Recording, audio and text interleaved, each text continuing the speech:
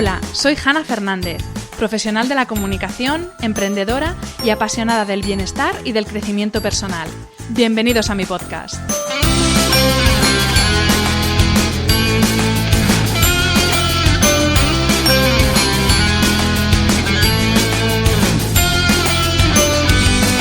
En cada episodio encontrarás charlas con personas brillantes e inspiradoras que te van a dar las claves para reinventarte, ilusionarte, empoderarte y vivir por fin la vida que quieres. Personas que con su trabajo diario y con su ejemplo están cambiando el mundo. Hablaremos de todas las esferas del bienestar sobre las que puedes actuar para empezar ya a vivir bien de verdad. Relaciones personales, equilibrio emocional y mental, trabajo, salud, sostenibilidad, finanzas, emprendimiento y crecimiento personal. ¿Estás listo? Vamos, yo te acompaño. Aquí comienza tu guía para vivir bien.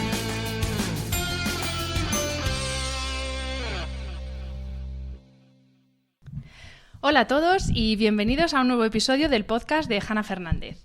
Mi invitado de hoy es una de esas personas de las que os hablo en la entradilla de cada episodio, una persona que con su trabajo diario está cambiando el mundo. Se trata del doctor Carlos Mastías, director médico del Hospital Universitario H.M. Torrelodones, y aquí lo tengo a mi vera. Muy buenas, Carlos. ¿Qué tal? Muy buenas. Encantado de estar aquí contigo y con este podcast que creo que cada vez tiene más adeptos.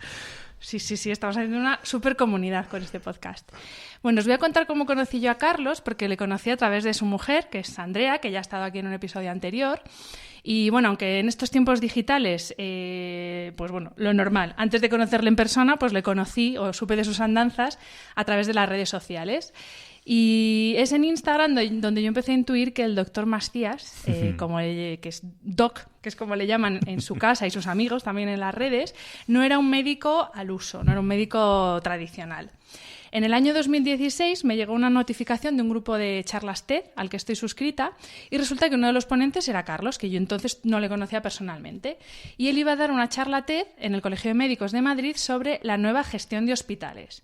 Y allá que me fui yo a conocerle en persona y a escucharle. Y ya al comienzo de la charla confirmó mis sospechas de que el doc era mucho doc. Porque, ni más ni menos, un médico de medicina tradicional, se puede decir, empezó comparando la experiencia que tienen los pacientes en un hospital con la experiencia que tienen los presos en una cárcel. Ahí en nada. Después de hablar de unas cuantas eminencias médicas que hablaron antes que él. Entonces, bueno, es verdad que él dijo, bueno, tú vas a un hospital en contra de tu voluntad, igual que a la cárcel, te meten en un cubículo por un tiempo indeterminado, tienes la información mínima, te dan un uniforme del todo menos favorecedor. Y encima hay una diferencia entre una y otra situación, que es que en la cárcel al menos te dejan salir media hora al patio todos los días, pero en el hospital no te dejan salir. Entonces, Carlos, para empezar, me gustaría saber cómo empezaste tú a trabajar en esto de la experiencia del paciente en los hospitales y también cuéntanos un poco qué es esto. Cuéntanos qué es esto de la experiencia del paciente en uno de los lugares donde vivimos los momentos más intensos emocionalmente de nuestra vida, como es un hospital. Bueno, pues la verdad es que todo lo que se engloba dentro de experiencia de paciente pues tiene que ver con lo que al final tanto paciente como familiar, que es una de las diferencias con la cárcel, porque en la cárcel están también, en el hospital, están también ingresados sin delito los familiares de los pacientes, pues la disciplina de experiencia de paciente tiene que ver con efectivamente toda esa carga emocional que ocurre en los hospitales, que para mí son los lugares del planeta donde más emociones ocurren por metro cuadrado y donde paradójicamente no estamos nada entrenados ni a reconocerlas ni a manejarlas, porque estamos sobre todo centrados en un acto médico muy técnico, muy protocolizado, donde el paciente y el familiar a veces pues son los últimos. Esto realmente es una vocación dentro de la propia medicina. Yo soy médico de familia, me encanta la medicina asistencial y ejercerla, he trabajado mucho en urgencias, llevo 11 años haciendo gestión hospitalaria, pero desde hace unos 4 yo creo pues que tuve esta especie de iluminación que me pasó un día de agosto en el Hospital de San Chinarro cuando lo dirigía. Es un centro oncológico donde vi a un paciente en uno de esos días de tardes de agosto donde ya huele a tormenta y huele a humedad. Estaba al lado de una puerta que daba a la calle, que claro, como es un hospital, una cárcel, el paciente no podía salir, sí podía entrar gente de fuera, pero no podía salir. estaba el hombre con su uniforme favorecedor, de estos que se ve el culo, con su palo de suero con la quimio, y estaba muy cerquita de la puerta oliendo a húmedo. Y se veía claramente que él necesitaba que le diera el aire y que le cayeran unas cuantas gotas de agua en la cabeza. Y yo lo vi y dije, ostras, es que esto es una cárcel para pacientes. Les curaremos y les haremos cosas increíbles a nivel técnico, pero la vivencia de este señor ahora mismo no es nada buena. Y bueno, pues allí nació esta vocación sobre mi vocación. Di mucho el latazo a mis jefes para que fueran conscientes de ellos, y bueno, pues aquí estoy trabajando cada día para lo que tú dices, cambiar un poquito de ese mundo, si es posible, para hacer que los ingresos hospitalarios sean un poquito mejores. Carlos, en esa charla de la que hablaba antes, otra de las cosas de las que hablaste es de la relación médico-paciente.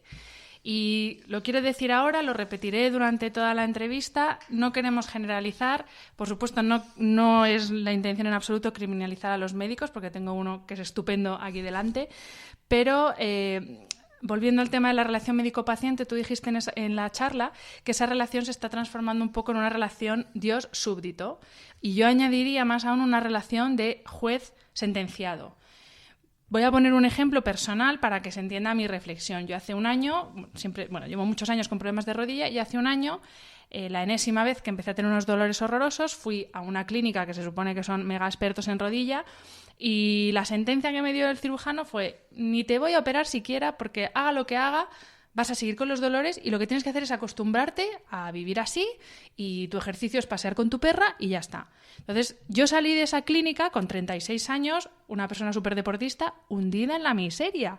Y dije, jolín, me tengo que quedar con esta sentencia que me ha dado este hombre, que estoy segura que él llevaba muchísimas horas de trabajo, puede que tuviera un día malo, pero no sé, hay otra forma de hacer las cosas, ¿no? Y bueno, gracias a que hay otros profesionales que hacen las cosas de otra forma, yo a día de hoy, un año después, estoy haciendo CrossFit, yoga, puedo salir a trotar, hago spinning, y sobre todo emocionalmente tengo una motivación y me siento más fuerte de lo que me sentí en ese momento cuando salí de esa consulta.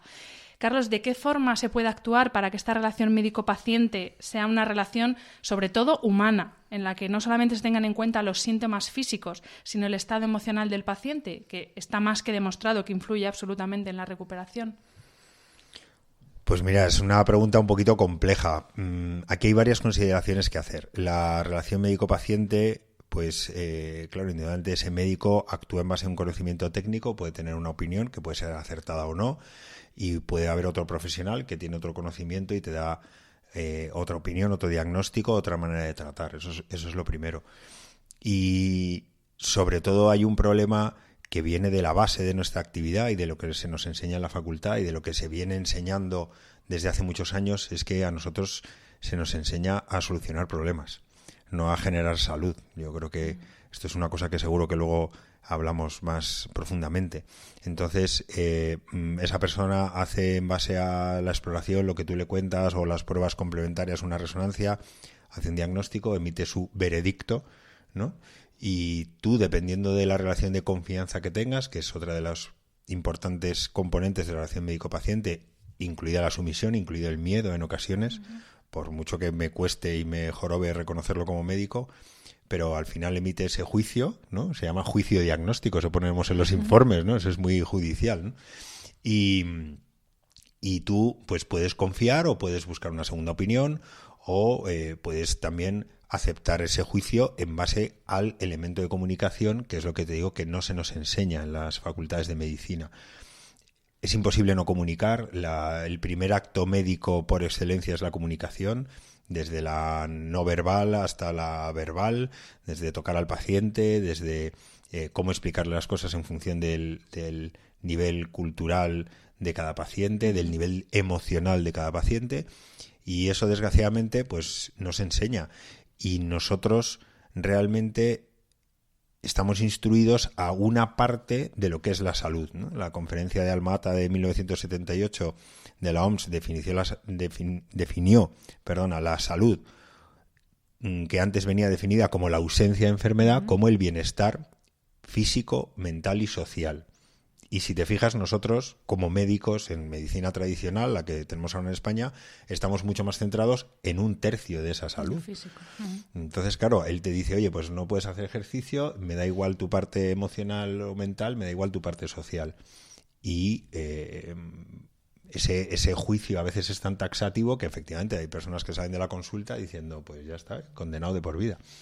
O sea que la OMS se ha actualizado, pero la formación que recibís vosotros en la facultad... Bueno, se ha actualizado, hablamos del 78, pero es cierto que seguimos enseñando medicina. A ver, indudablemente se está mejorando en cosas. El currículum ahora mismo de las facultades se empieza a meter mucho tema de comunicación, de dar malas noticias, de manejo emocional, pero yo, que no me considero tan mayor, recibí 0 horas de formación en esto, 0. Y ejerces un poco según arte, pero te das cuenta de que el acto de comunicación en la relación médico-paciente es fundamental. Y el conocimiento técnico hoy en día, incluso, que es un problema que tenemos, se puede adquirir en Google o en según qué páginas, ¿no? Pero siempre necesitas la figura de referencia del médico que te explique las cosas, te tiene que interpretar los datos, te tiene que interpretar tus síntomas, tu exploración, esa resonancia, esos análisis y al final establecer esa relación. Y eso hay que trabajarlo y hay que enseñarlo. Sigo con la charla TED porque la verdad, bueno, os la voy a dejar un link en el post en el blog para que le escuchéis porque realmente merece la pena escucharlo. Tú dices en la charla que y es algo que parece más propio de un experto en marketing que de un médico, dices que los hospitales tienen que tener el nivel de innovación de Apple, el nivel de compromiso de la NASA y el nivel de servicio al cliente del REACH. Explícanos esto. Bueno, esta frase no la digo yo, a ver si me vamos a atribuir aquí. Esta frase es de un libro que me regaló Andrea, que para quienes hayáis oído el otro podcast no solo me regala bicis, me regaló un libro que la verdad es que transformó muchísimo mi visión de todo esto y la verdad es que fue un auténtico descubrimiento y se lo agradezco un montón, que habla de cómo una cadena de hospitales en Los Ángeles muy conocida transforma absolutamente la organización, teniendo médicos en su cuadro médico que eran premios Nobel de medicina, habiendo inventado tecnología médica como el PET-TAC para detectar tumores o teniendo protocolos de tratamiento del cáncer de mama que habían nacido en esos hospitales, pero tenía unos niveles de satisfacción espantosos y en ese libro cuenta cómo a través de la experiencia de paciente y realmente de ese acto médico y de tratar con respeto al paciente y con empatía, pues logra transformar esa organización que en lo técnico era puntera, pero en lo humano, por decirlo de alguna manera, estaba muy baja. Y esa frase está en uno de los capítulos. La gente que sabe de gestión, que yo, pues como digo, soy residente de un 10º año de gestión, porque esto es una carrera de aprendizaje constante, pero la gente que sabe de gestión dice que hospitales y aeropuertos son muy difíciles de gestionar. Y es cierto que un hospital hoy en día debe ser una empresa de servicios, no de dispensación de actos médicos, en mi opinión, que tiene que tener, como dice, pues el grado de innovación de Apple, el grado de compromiso con la seguridad de la NASA para que nada falle, y el grado de servicio de los hoteles REACH, ¿no? Y bueno, pues ese es un poco el reto, ¿no? Y como os decía antes, también de un sitio donde hay miles de millones de emociones por metro cuadrado, de gente que si pudiera elegir no estaría ahí, y eso es el 100% de las personas, si pudieran elegir no estaría en un hospital, y donde tú tienes que estar preparado 24 horas al día, porque no cerramos, para hacer frente a esas respuestas. Así que bueno, es un poquito complicado el manejo, pero al fin y al cabo es apasionante y es lo que nos gusta. Carlos, ¿tú qué crees que ha pasado en el sector salud para que los hospitales ahora se estén preocupando por lo que piensa el paciente? Para que le vean como un cliente, volviendo a hablar en términos marketingianos, y para que entiendan que lo importante ya no es solo el curarse y el salir del hospital, que obviamente, como tú dices, nadie está ahí por voluntad propia, entonces obviamente el objetivo número 1 es salir, pero esa estancia que estás en el hospital, ¿qué ha pasado para que ahora, como bien has dicho antes, los hospitales se estén dando cuenta de que el paciente es un cliente también? Bueno, pues mira, yo creo que básicamente lo que ocurre son dos cosas. Uno, que tanto el saber médico como la tecnología médica ya son universales. Eso significa que ya no discriminan. Contaba esta mañana en una clase de máster que he dado que antes, cuando un famoso se ponía malo, se iba a Houston, y ahora hace mucho tiempo que no pasa porque no es necesario directamente. Tanto tecnología médica de diagnóstico, de tratamiento, fármacos de ensayo clínico, conocimiento médico gracias al mundo en el que vivimos, ya es universal en el sentido que no discrimina, con lo cual eso produce inmediatamente que no sea algo que esté en el campo de batalla porque una empresa, independientemente de salud pública o privada, esté en esa lucha. Y el margen de mejora está en todo lo que es el servicio, que es algo que históricamente no hemos atendido, ¿no? Nosotros heredamos un poco el poder curativo de chamanes, hechiceros, brujos, dioses, llámese como se llame, y nos enseñan a hacer una medicina técnica basada en tienes una enfermedad, la diagnostico y la trato. Y olvidamos esas otras esferas. Pero al fin y al cabo la gente cuando busca cuidado médico, busca eso, cuidado, alguien que le cuide. Y vivimos, por otro lado, y es el segundo condicionante, en la era de la experiencia. Es decir, el mismo paciente que es paciente en uno de los hospitales cualquiera, ahora mismo es cliente de otra serie de empresas en las que tiene una accesibilidad a información, una capacidad de hacer operaciones del estilo que sea. Es decir, tú puedes estar esperando a que te hagan un escáner en un hospital y comprando unos billetes, consultando el perfil de un restaurante, incluso ordenando comida para cuando salgas del escáner que te la lleven a casa o haciendo la compra por Amazon. Pero curiosamente en los hospitales no tenemos esa facilidad para las transacciones o el tipo de operaciones que llevamos a cabo. ¿Y qué ocurre? Que nos tenemos que poner al día de los tiempos en los que vivimos. Y realmente cuando todo ese grupo de cosas que habitualmente estaban en un segundo plano porque lo que primaba era lo técnico o lo que me discriminaba lo técnico, pues no es que pasen al primero, sin duda ninguna, pero tienen muchísima más importancia. Y al final, hoy en día, todo cliente o todo paciente que tiene su vertiente cliente lo que te busca es rapidez, personalización, buen trato, amabilidad, aparte de la calidad del producto. Hemos pasado, pues como os digo, de producto a experiencia y hay que trabajar la experiencia sí o sí. Eso es, hemos pasado a querer, como consumidores, queremos experiencias, y es verdad que las marcas cada vez más, yo que trabajo en comunicación lo veo, queremos ofrecer experiencias al cliente, y es verdad que, lo has dicho antes, junto con el aeropuerto, los hospitales son los dos lugares más estresantes. En el hospital, se suceden los momentos más emocionantes, en positivo y en negativo, de las personas. Nacen nuevas vidas, muere gente, incertidumbre, desesperación, esperanza. O sea, son momentos en los que tienes las emociones a tope. Y en esos momentos es lógico pensar que esperas, obviamente, de un médico, por punto número uno, que te cure, pero también comprensión, explicación, que te cuente qué te está pasando con palabras que tú entiendas y no con tecnicismos.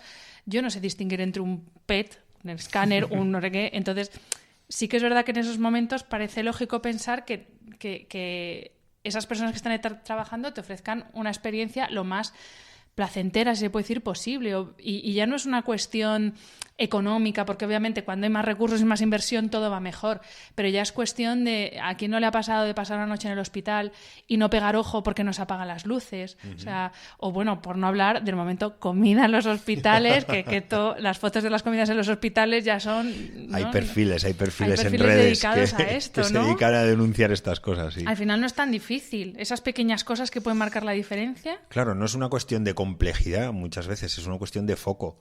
Es decir, si para ti no es importante, no le prestas atención. Si para ti es importante el proceso de diagnóstico y tratamiento, el hospedaje de un paciente en un hospital, o sea, hotel y hospital comparten la misma raíz latina, que es hospedar. Nosotros no tenemos ni idea de hospedar.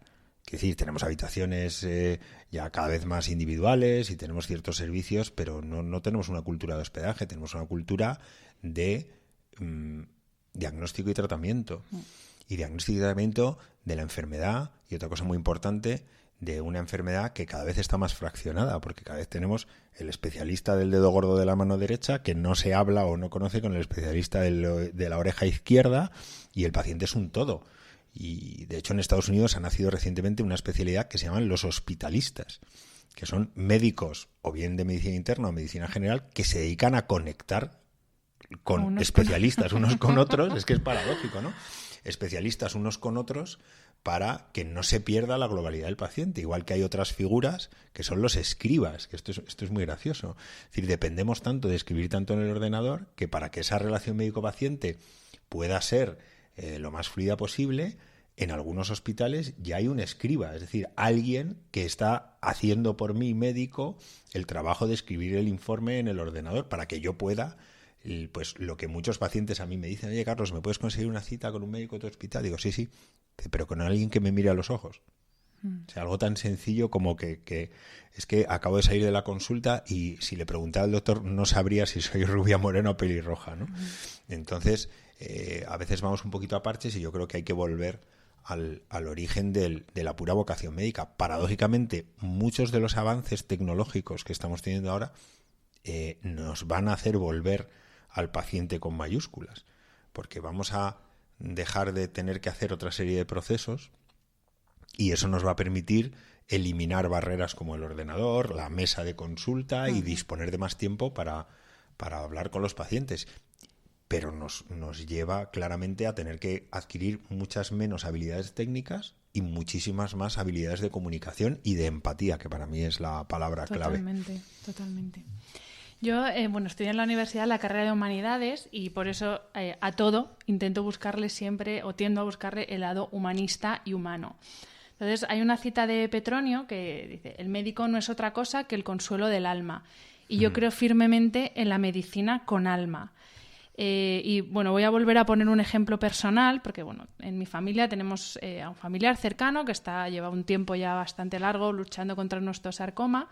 Es muy agresivo, no le han funcionado varios tratamientos y se supone que estamos en manos de uno de los mejores equipos de oncología. Pero os voy a dar 2 detalles para que veáis a qué me refiero con esto de falta de humanismo o humanidad en la medicina.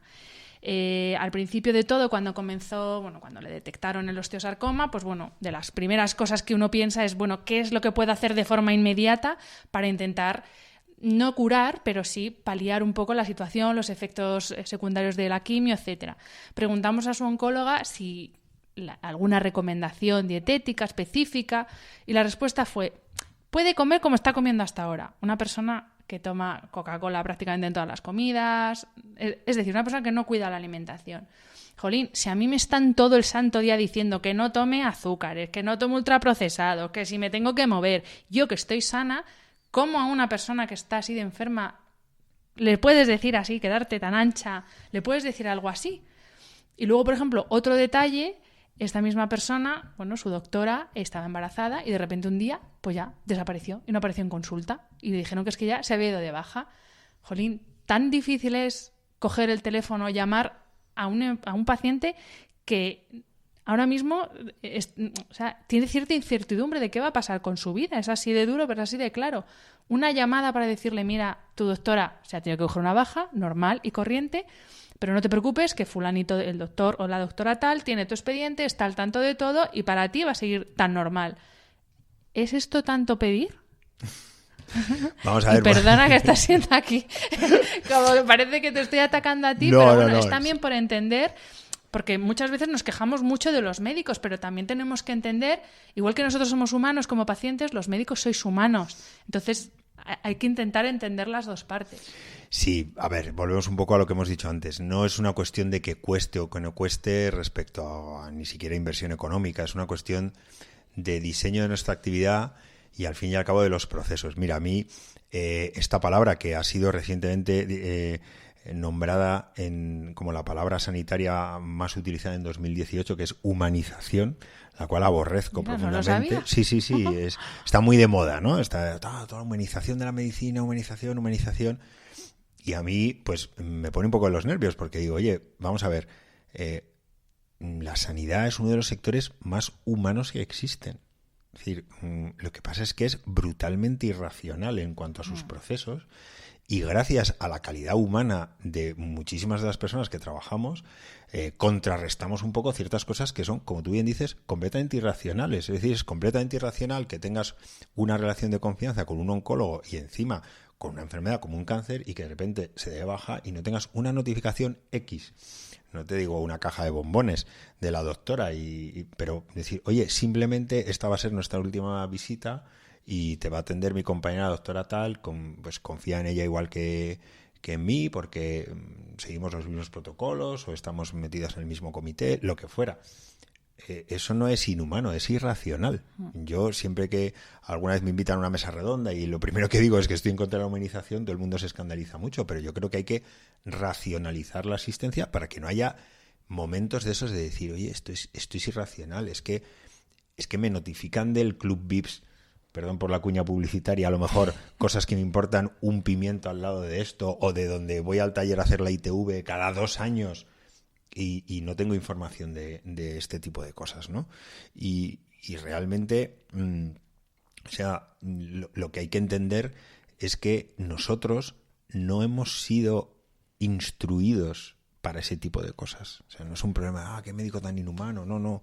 Es que a ese oncólogo se le paga y estudia para diagnosticar y tratar cáncer. Pero nadie le ha dicho, oye, es importante hacer otras cosas, o ten en cuenta que si dejas de ver a este paciente porque te vas de baja, porque te vas de vacaciones, por lo que sea, eso va a tener una repercusión. Indudablemente hay gente que lo tiene metido en sus circuitos, pero hay gente que lo tiene y gente que no. Pero estructuralmente va de eso. Por eso yo muchas veces digo, no es una cuestión de humanización de vamos a pintar el escáner de Bob Esponja en un hospital infantil, ¿no? Que esto se dice mucho, ¡ay, qué maravilla! Tal. Oye, vamos que a entrar al es quirófano en un maravilloso. coche teledirigido. Es un coche teledirigido. Oye, es fenomenal. Indudablemente es mucho mejor que no tenerlo.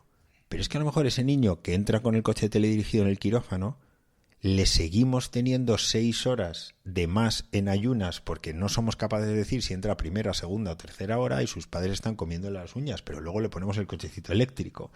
Entonces está muy bien, pero hay que ir a la raíz. Y la raíz, vuelvo a insistir, y creo que saldrá seguro más veces en la conversación, es para qué estamos diseñados. Es decir, los hospitales ahora mismo, el sistema sanitario industrializado, por decirlo de alguna manera, es una cadena de producción de actos médicos. Traumatólogo, rompe cadera, arregla cadera, alta, adiós. No me interesa, no es que no me interese técnicamente, que nadie se moleste, pero no me pagan para interesarme en qué ocurre cuando usted se vaya a su casa, si vive en un tercero, si va a tener una alfombra que se vuelve a resbalar y se parte la otra cadera, si come bien, si tiene un manejo psicológico adecuado. Es decir, en oncología, por ejemplo, hay muchísimas necesidades fuera de lo que es el propio tratamiento, sea quimio, sea radioterapia, sea cirugía, que tiene que ver con nutrición, con ejercicio físico, con salud sexual, con terapias alternativas, con psicología. Ese médico oncólogo no ha sido entrenado en eso, pero obligatoriamente, si piensas en el hospital como una empresa de servicios, yo tengo que dar respuesta a eso. No puedo decir, oiga, ¿y qué como? Pues lo que le apetezca. ¿Y puedo hacer deporte? Pues hombre, sí. ¿Y qué hago? Pues salga a caminar. No, es que a lo mejor hay que prescribir ejercicio, hay que prescribir nutrición, hay que prescribir apps de salud, hay que prescribir una serie de cosas, pero no tenemos esa formación. Con lo cual, estamos en esa carrera en la que o nos ponemos las pilas bien rápido o realmente los pacientes, desgraciadamente, lo que hacen es ir a Doctor Google, que es otro de nuestros grandes problemas. No, es verdad, en eso que dices, yo también voy a desterrar la palabra humanizar y voy a cambiarla. No, es verdad. ¿No? Por racionalizar, por formación y por empatía, ¿no? Porque al final, si lo piensas, son reacciones de lógica, o sea, que no es más que pararte un segundo y ponerte en los pies, o sea, en el lugar de la otra persona. Sí, pero perdona, es la empatía. A ver, es que en los hospitales hay 2 tipos de empatía, ¿no?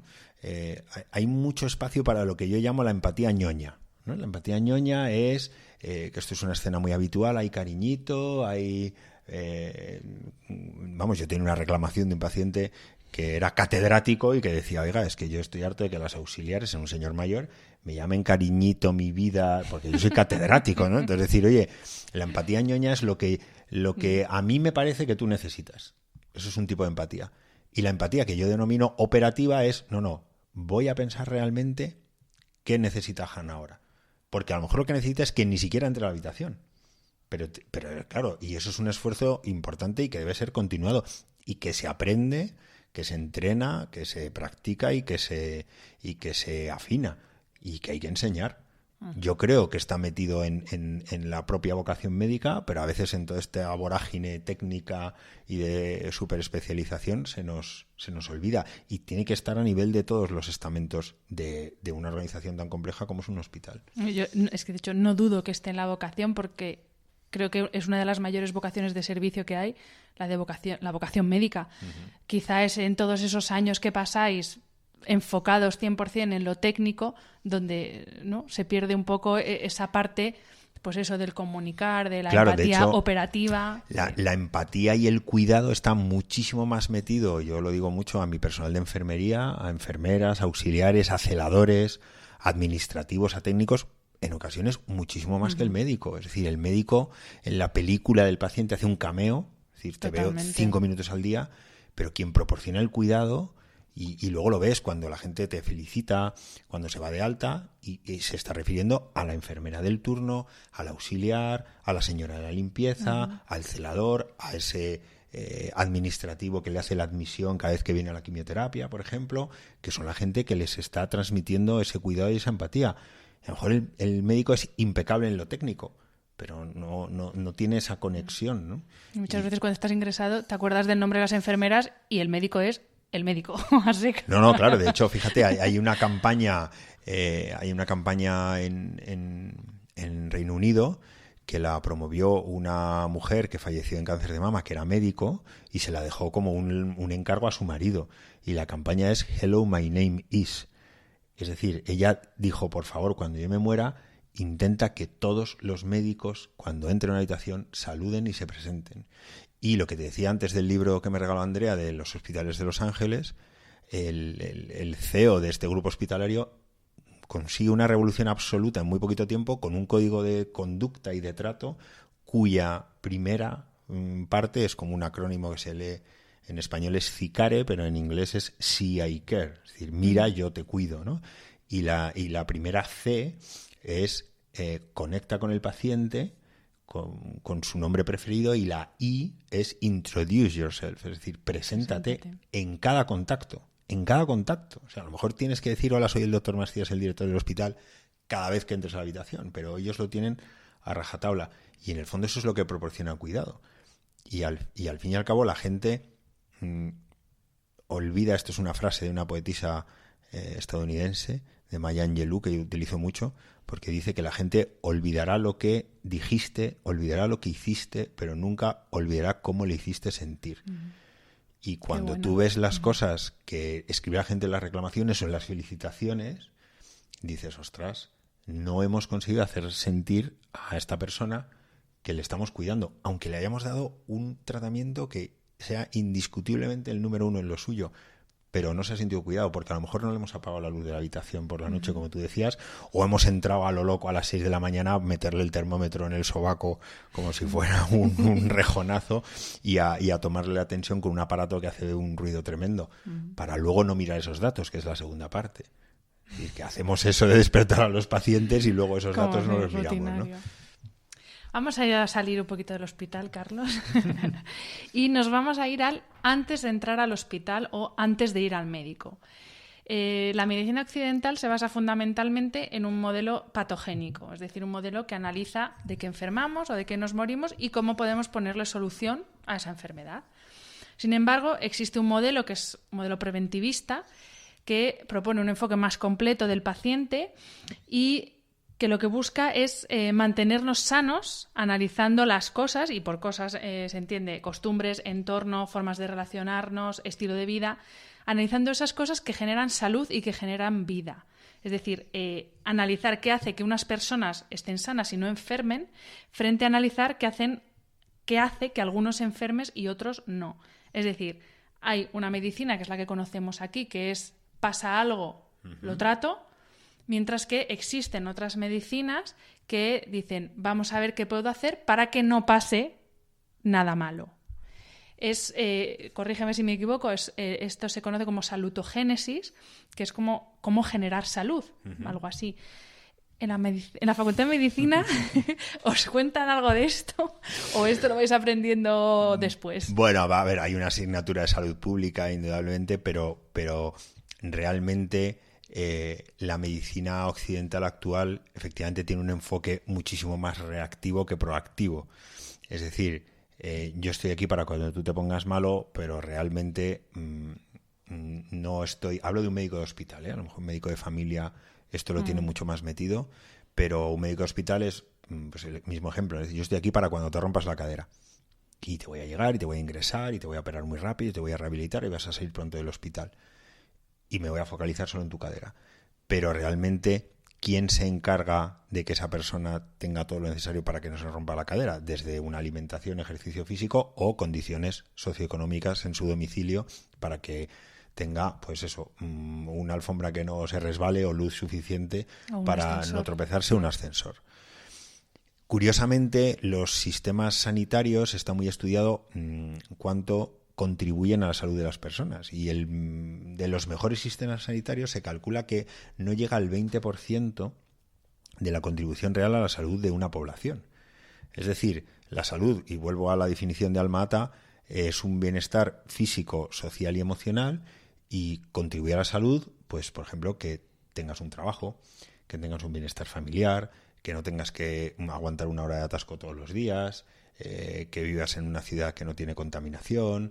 Es decir, muchísimas más cosas que determinan tu estado de salud, pero que, paradójicamente, tienen muchísima menos inversión en millones de euros que lo que nos gastamos en el sistema sanitario, que lo que trata es de meterte en esa cadena de producción de acto médico y decir, oye, cadera rota, te la arreglo y fenomenal. Y si te he dado el alta en 3 días en vez de 4, me cuelgo una medallita y me pagan productividad.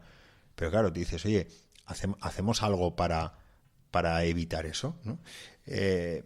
Realmente es lo que te digo, es una diferencia de enfoque y no estamos instruidos en la salutogénesis y realmente ese enfoque patogénico lo tenemos porque estudiamos especialidades médicas, estudio traumatología, neurología, cardiología, cirugía digestiva, pero no estudio a la persona.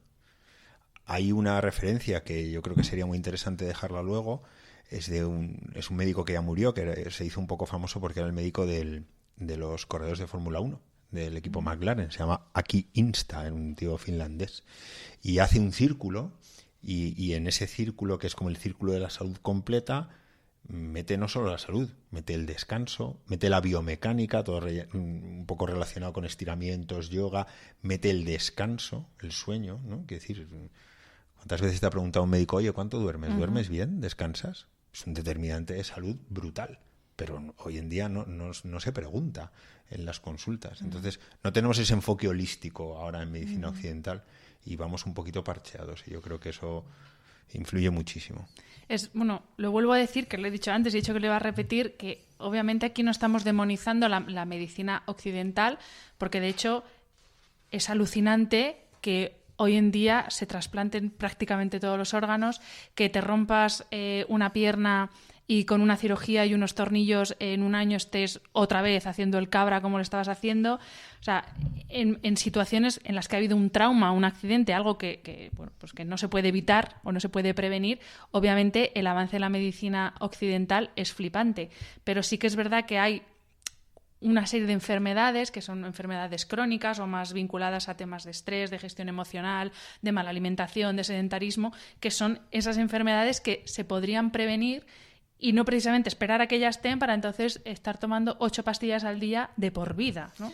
Sí, de hecho, fíjate, ocurre una paradoja, ¿no? Que gracias a todos esos avances tremendos donde prolongamos la vida y reducimos la mortalidad y prácticamente siempre hay una solución para casi todo, aunque sea muy extremo, muchas veces en la población, y esto tiene también que ver con el estado del bienestar, el propio paciente se desvincula un poco de su propia salud, ¿no? Es decir, oye, yo, pues ¿para qué me voy a cuidar y evitar que me dé un infarto si, oye, en un momento dado viene el helicóptero del sistema sanitario X, me llevan volando al hospital Y, me meten en una sala de hemodinámica, se gastan miles de millones de euros en ponerme un stent, en sacarme de mi estado de infarto cardíaco, y bueno, y no me he muerto y tengo una vida medianamente normal. Es decir, no me arrienda la ganancia llevar una vida de, entre comillas, sacrificio, de no fumar, comer adecuadamente, hacer ejercicio.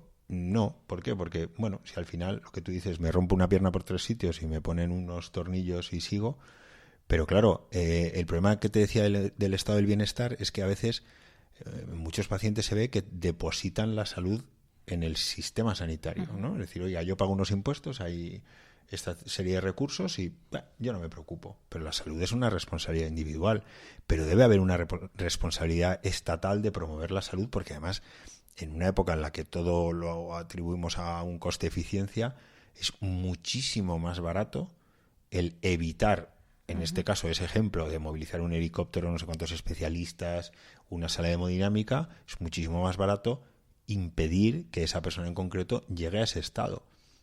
¿Qué pasa? Pues que no hay mucho foco en eso y sobre todo que es una tarea que claramente no es del sistema sanitario. Es decir, nosotros somos el señor lobo de Pulp Fiction, ¿no? Hola, vengo aquí, mi tarea es solucionar problemas. Estamos, a ver, no generalicemos, pero mucho más orientados a eso. Yo, por ejemplo, hice medicina de familia, medicina familiar y comunitaria, es decir, ves al paciente, ves a la familia, ves a la comunidad, tienes ese enfoque, vas a las casas de los pacientes, ¿no? Y dices, ostras, pues aquí veo un poco el todo, el especialista de hospital, oye, el cardiólogo ve el corazón cada X tiempo y lo hace fantásticamente bien y hay cardiólogos, vamos, absolutamente maravillosos, empáticos, humanos, pero al fin y al cabo el core de su actividad es, oye, yo estoy para solucionar este problema.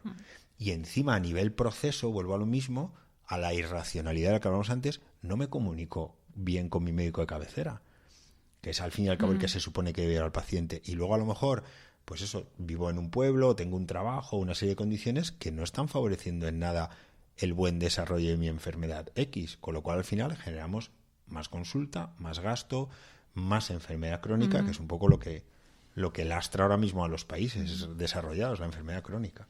Estaba acordando en el pueblo de mi madre, el médico, porque es el médico, don Antonio, que sigue todavía pasando consulta, y es que es ese médico que tú dices que sabe perfectamente qué persona del pueblo está pasando por una mala situación económica y está sometida a un estrés adicional, qué persona tiene problemas en casa, qué niño tiene problemas en el cole. O sea, es esa persona que, como decías, no solamente sabe qué le pasa a tu pie o a tu hombro, sino que sabe qué te está pasando a ti en tu vida, ¿no? Todos esos factores que influyen al final en tu bienestar. Cuando yo empecé a hacer atención primaria en el centro de salud, de las primeras cosas que más me llamó la atención es que en el archivo de historias clínicas las historias están agrupadas en familias.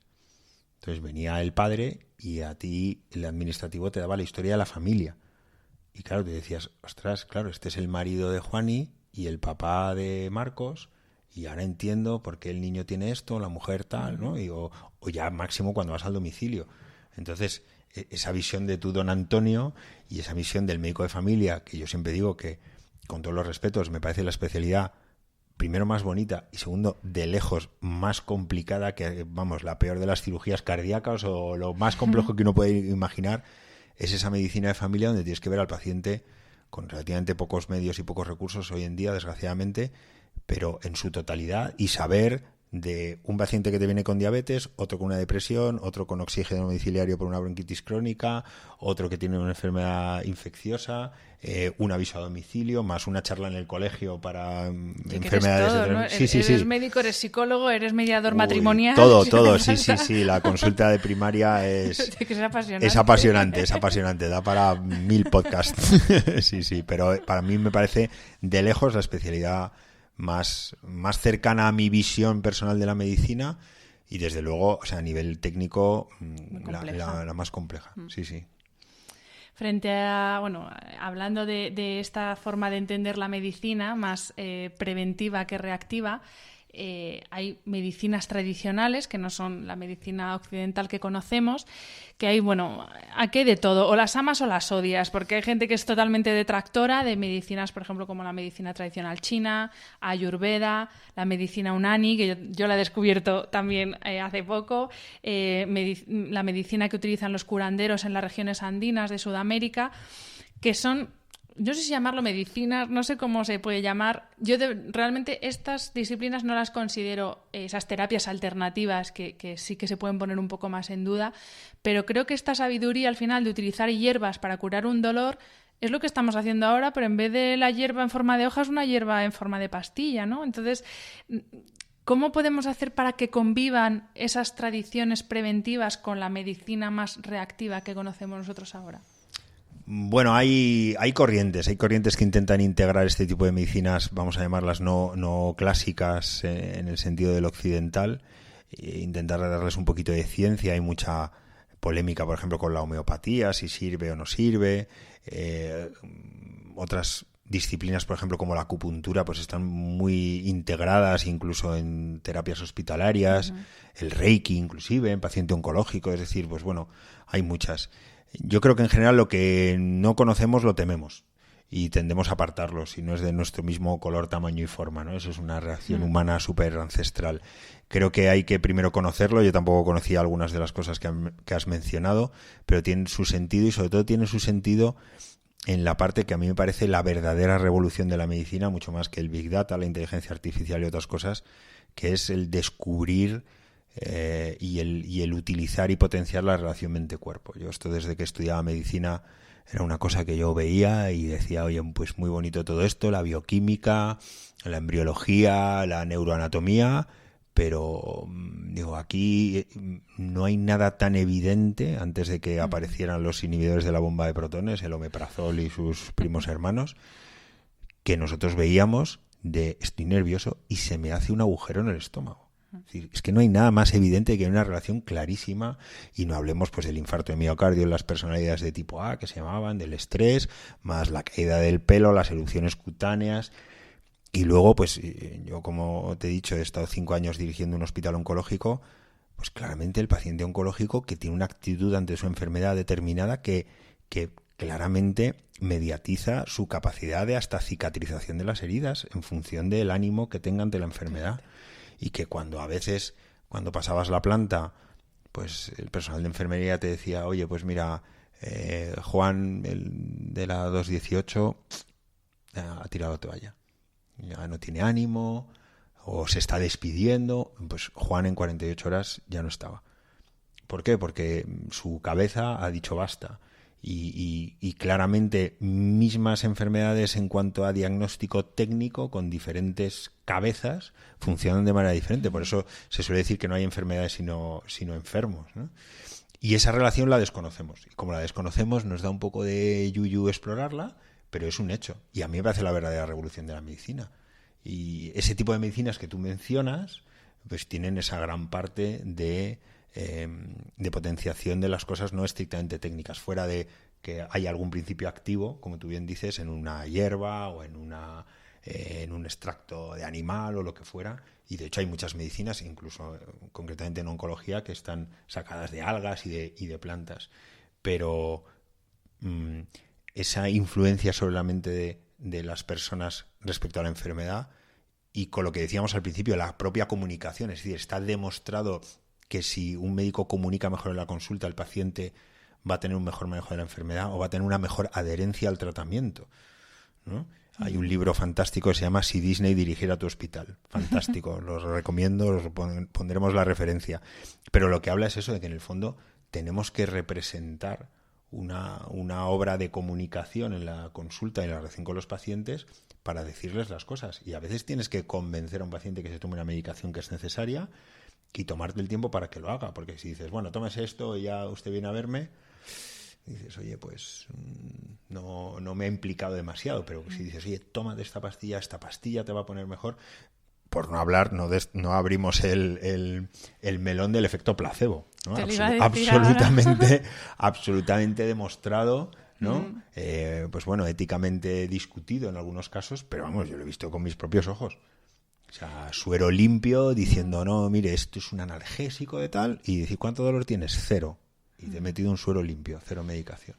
Hay un monje que se llama Mathieu Ricard, lo podéis seguir en Instagram porque, bueno, él es monje budista y lleva muchísimos años prestándose para estudios científicos sobre los efectos que tiene la meditación en la neuroplasia del cerebro, en buenos niveles de estrés, niveles de hormonas.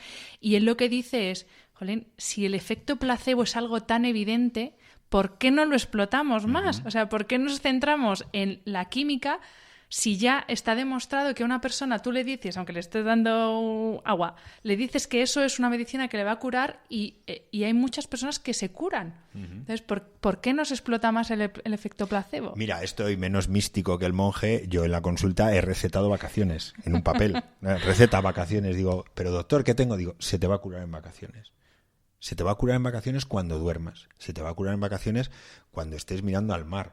Hay muchos estudios hospitalarios que dicen que la recuperación mejora en hospitales que están en entornos naturales, cuando tienes bien regulado el ciclo de la luz, cuando estás viendo árboles. De hecho, en San Chinarro, en el hospital oncológico que yo dirigí, Torredones es una delicia el que dirijo ahora porque está en la presierra y es una maravilla, pero muchos pacientes oncológicos con ingresos repetidos te decían, no, dame la habitación del ala tal porque veo, hay una residencia de ancianos de la comunidad justo al lado que tiene un jardín muy frondoso, quiero ver el jardín. ¿Por qué? Porque estoy mejor. Es que me recupero antes si veo el jardín que si veo lo del otro lado, que es el propio barrio de San Chinarro, un colegio, ¿no? Entonces, es decir, hay muchas cosas que no conocemos, que nos asustan un poco, pero que ahí están y que como, o sea, intentar, como dice Andrea también, esta es una frase muy suya, ¿no? De cuando sabes algo no puedes hacer como que no sabes, ¿no? Entonces dices, oye, si yo sé que esto está ahí, que funciona, efecto placebo, el entorno, la comunicación, la luz, los aromas, ¿no? En los hospitales, el olor a hospital, o sea, si sé que estas cosas cuentan, ¿por qué no las trabajo? A propósito de esto que dices, buscando en YouTube tu charla TED, que para volverla a escuchar, pues, como te pones ahí y te sale una y otra y no paras, y me sorprendió ver la cantidad de charlas que hay de arquitectos, sobre todo americanos, que se han especializado en el diseño y construcción de hospitales. Y es verdad, es que es una cosa tan evidente que es lo que te dice ahora todo el mundo de intenta irte al campo, que te dé el aire fresco, que te bien de naturaleza, bien de verde. Jolín, es que entras aquí a un hospital y es que lo más verde que ves es la bata de las enfermeras. O sea, es que cosas tan obvias, pues resulta que no las estamos implementando nosotros, ¿no? No, hay cosas tan obvias como respetar el descanso nocturno, pues eso, lo que decía antes de la racionalización, la información que se dice, el que la pregunta que más se oye en un hospital sea, oiga, ¿cuándo pasa el médico a verme? Y la respuesta es, no tiene hora, pasa a lo largo del día, vuelva a la habitación. Por eso era el símil carcelario de vuélvete a la celda. O sea, yo soy el carcelero y ya te diré cuando técnicamente podemos responder la gran mayoría de las veces esa pregunta. Es decir, son cosas muy irracionales y que sabemos que juegan un papel en la vivencia no solo de los pacientes, sino de los familiares, ¿no? Es decir, ¿cuántos familiares se han quedado sin comer en estancias hospitalarias porque no vaya a ser que me baje a comer y justo venga el médico a informar y claro, y me lo pierdo? Es decir, oiga, cuando ahora mismo vivimos en la era de la información absoluta, del minuto, de pido por Amazon Prime la compra y sé que me viene entre las... puedes saber al minuto dónde está tu rider de Deliveroo. Ahí está, claro. Pero por eso te digo que es irracional. Es decir, oiga, ¿y por qué no puedo saber, no te digo al minuto dónde está el médico, pero decir, oye, paso la planta entre 11 y 12. Ya está. Empieza a pasar a partir de las 9. Sí, no. ¿Cuándo vendrá? A lo largo de la mañana. Sí. Oiga, es que si a ti te reparte un electrodoméstico el Corte Inglés y te dice a lo largo de la mañana y te tienes que pedir el día en el trabajo, oiga, no. Dígame entre 9 y 10 o entre 9 y 12, entre 12 y 2. O sea, un poco de tramo. Y es absolutamente irracional.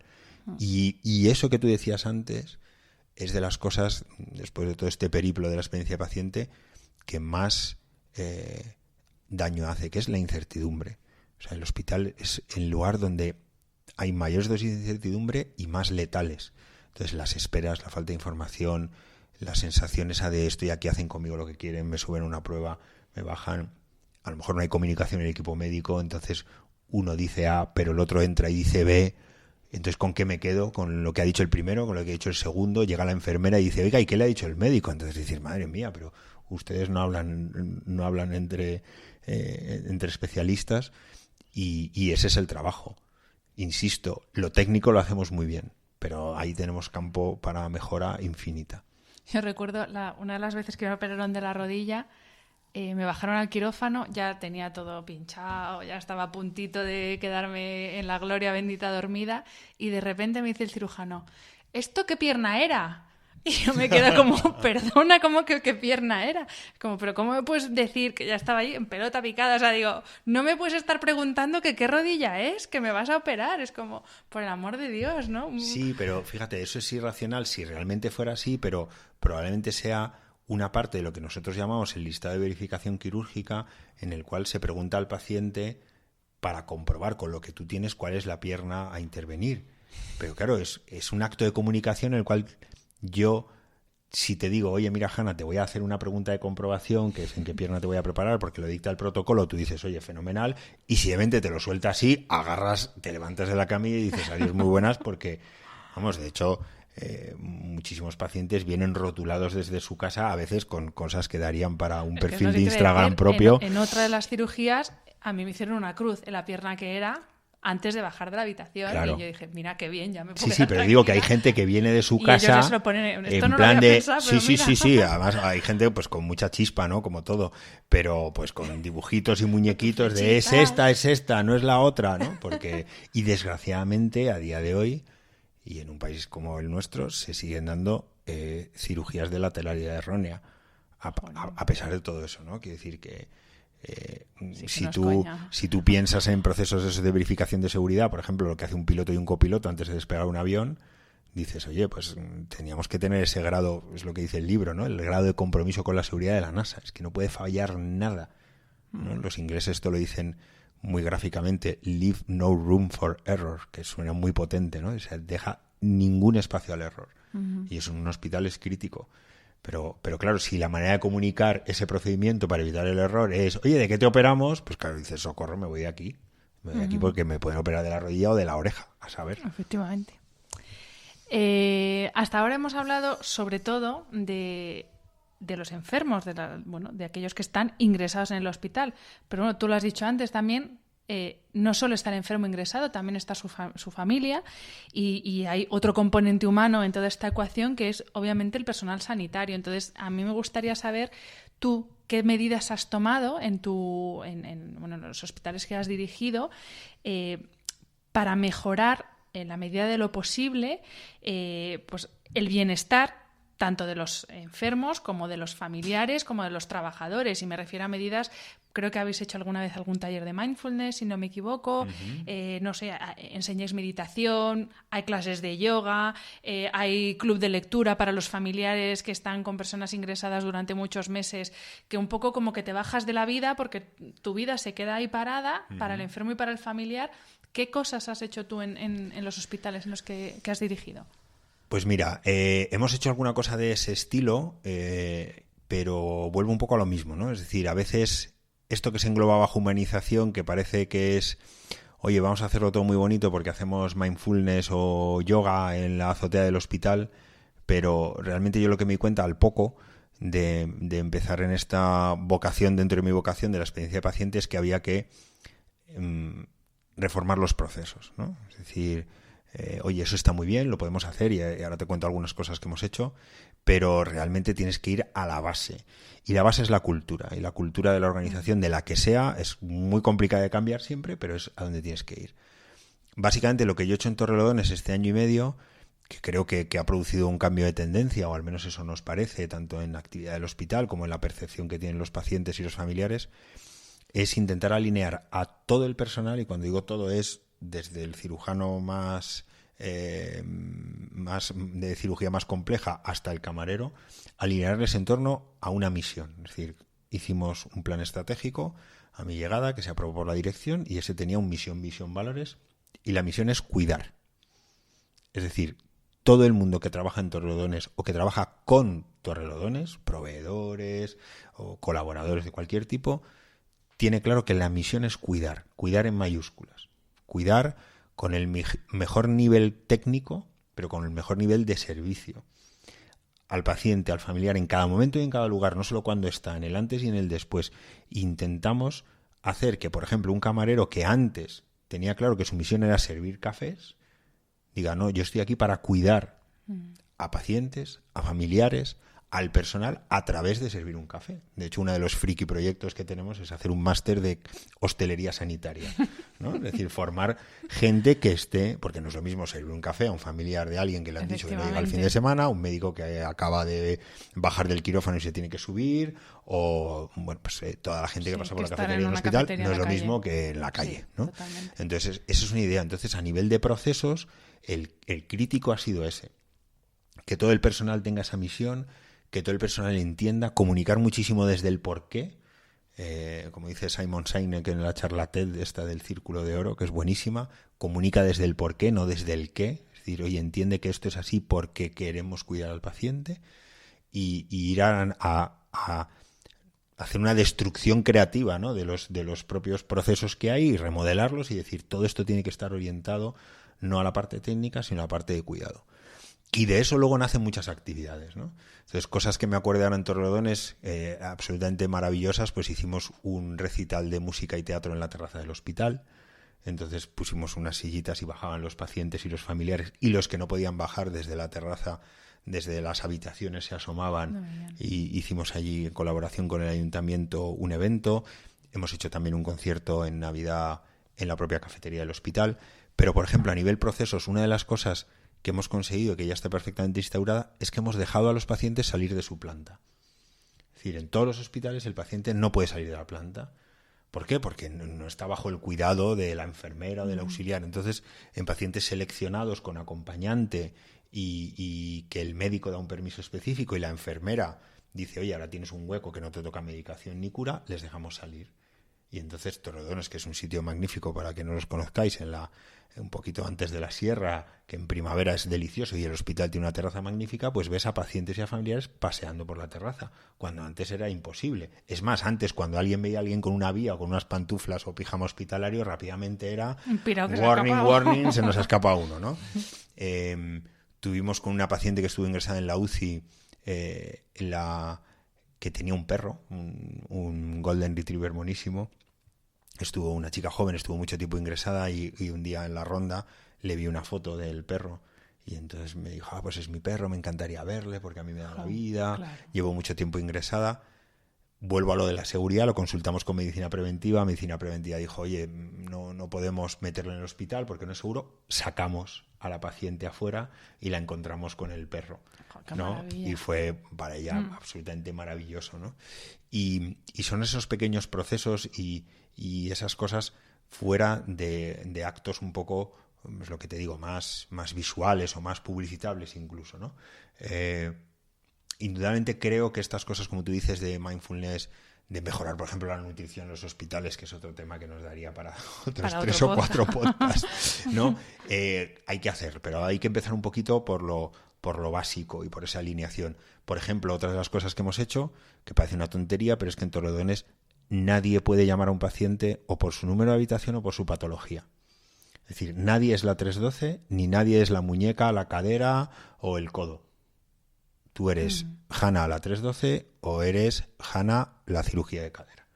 Para eso sí que es humanizar, ¿no? Y esas pequeñas cosas que al final lo que redundan es en el cuidado.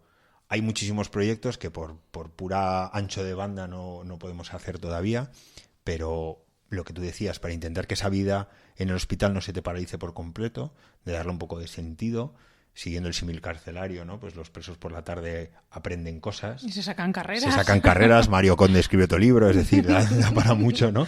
Pero la vida hospitalaria te paraliza. Y por ejemplo, pues desde talleres de punto, que es una actividad que relaja un montón. Totalmente. Y club de lectura, por ejemplo, en el Hospital de Día de Oncología de San Chinarro, en esta era digital, que parece un poco contradictorio, pero pusimos revistas y libros y los pacientes les encanta, y como las quimios tienen su ciclo, pues vienen ahí, cogen su libro, se leen unos capítulos mientras están con la quimio y lo tienen y lo sienten como propio, o sea, esos pequeños detalles.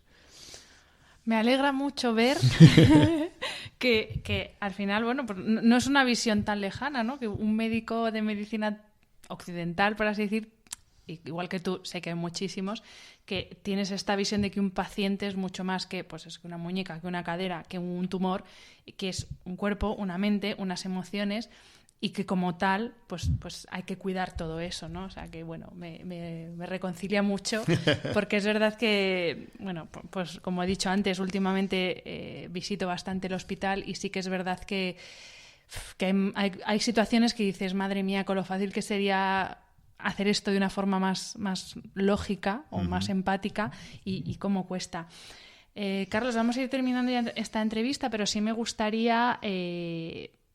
no sé, ¿qué nos podrías decir para profesionales de la medicina o profesionales sanitarios, no necesariamente médicos, que trabajan todos los días, que como tú quieren cambiar un poco, o de alguna forma, cómo atienden a sus pacientes? ¿Qué les dirías? ¿Por dónde pueden empezar? O esos estudiantes de medicina que dicen, ostras, es verdad, la empatía, se me había olvidado entre tanto pet, tac, pum, tan, tum. ¿Qué consejo puedes dar para saber por dónde empezar? Porque a veces es como tantas cosas que luego no haces nada porque no sabes por dónde empezar. Pues mira, 2 consejos. El primero sería, recuerda por qué elegiste esta profesión. Seas médico, seas enfermera, seas auxiliar, seas un administrativo del hospital. Es decir, yo soy firme creyente de que todos los que trabajamos en sanidad lo hacemos por algo. Es muy raro la gente que esté de rebote. Indudablemente la vocación médica como así más visible es la primera. Pero enfermería, como he dicho antes, o sea, el cuidado que proporciona enfermería, auxiliares, las grandes olvidadas, personal de limpieza, técnicos, es decir, somos muchísimos los que trabajamos en un hospital o en un centro de salud o en otras instituciones. Recuerda por qué lo hiciste. Todo el mundo, yo creo que en un primer momento lo hace porque quiere cuidar de personas en el momento más vulnerable de sus vidas, que es cuando están enfermos. Y eso a veces pues es un recordatorio diario, ¿no? Y a veces efectivamente se te puede olvidar y puedes llegar a anestesiarte, curiosamente, con ciertas cosas que ves, pero yo creo que eso a los estudiantes se lo digo, a varios estudiantes que tengo un poco tutelados también, que lo recuerden a diario.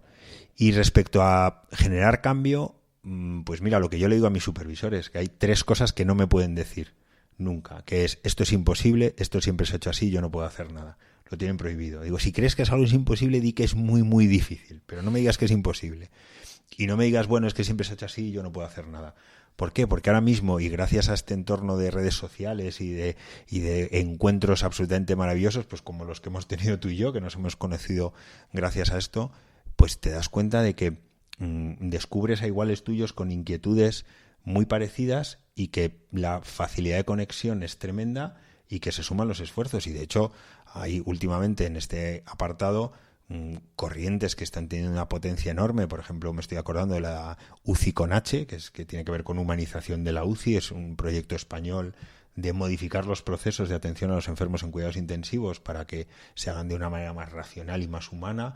Hay hasta una humanización de la gestión también para los que estamos en labores de gestión. Y eso ha surgido por gente que tiene esa inquietud y la ha sacado fuera. En nuestra cultura a veces es un poco de esconder las cosas, de trabajarla, pero no, sácala fuera y que te la copien intensivamente y que la gente la conozca y públicala en redes y vete a congresos o da el ladrillo cuando salgas de cañas, porque al final vas a encontrar a gente que tiene tus mismas inquietudes y vas a promover cambios. Y yo creo que, vamos, la capacidad que tiene el ser humano ahora de generar cambios es tremenda. Y como decía el tío de Spiderman, todo gran poder conlleva una gran responsabilidad, y la responsabilidad que tenemos los que trabajamos en salud y en el sector sanitario es muy grande, y creo que hay que hacer cosas y no podemos pasar por la vida siendo mediocres. Hay que cambiar, y el motivo no puede ser mejor que tratar al enfermo y a la familia. Qué guay, Carlos. Cómo molas. Bueno, ya lo sabes, pero te lo digo, que molas muchísimo. 1000 gracias por haber venido, porque bueno, ya sabéis que me gusta rodearme de gente brillante y creo que tú lo eres y que estás haciendo una labor muy guay. Así que gracias por estar aquí. Gracias a todos por escucharnos y bueno, recordad que me ayudáis muchísimo a crecer y a que otras personas puedan escuchar a gente como Carlos con vuestros comentarios y con vuestras reseñas en las distintas plataformas donde se emite este podcast. Así que nada, 1000 gracias y nos vemos en el siguiente episodio. Un besito.